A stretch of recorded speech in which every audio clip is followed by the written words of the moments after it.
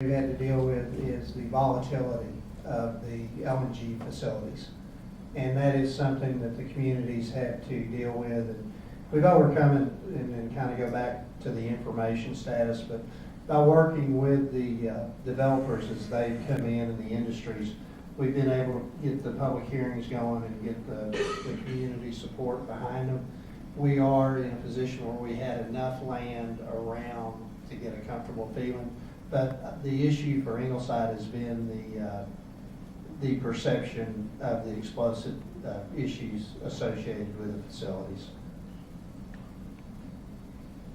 I would say in Cuero and DeWitt County, it's absolutely, it's access to labor. I think labor concerns is our biggest challenge. We have less than 500 unemployed people in our county, and it hasn't been a huge problem for the oil and gas companies because they will adjust the market and they'll pay what they need to attract talent, but it's been the other manufacturers in our community that were paying wages less than the Eagle Ford Shell for them to obtain their employees.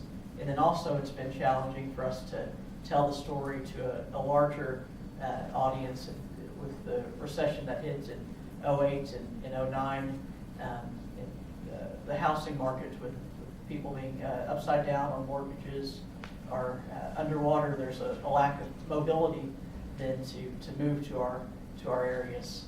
So finding people to work in our existing industries and keeping those people has been a huge challenge.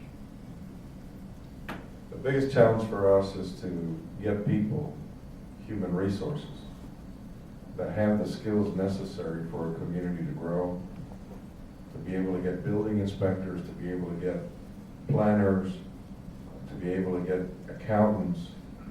And fortunately, I had a long history in public government before I semi-retired.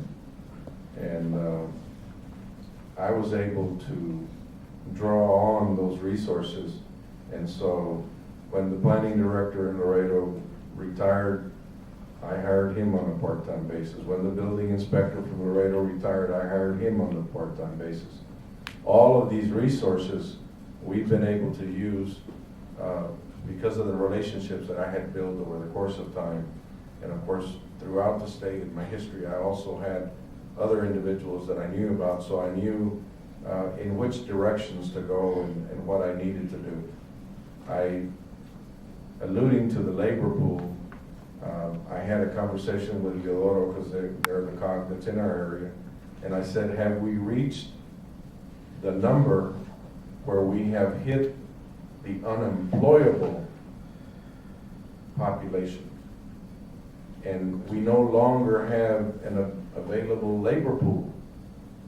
And I was talking with some friends of mine in Laredo, and they have this conversation, and I'm sure you have it in every group in every city, where you sit down at coffee and you solve the problems of the world. And he said, did you hear what Obama said last night? He's going to have a $10 minimum wage.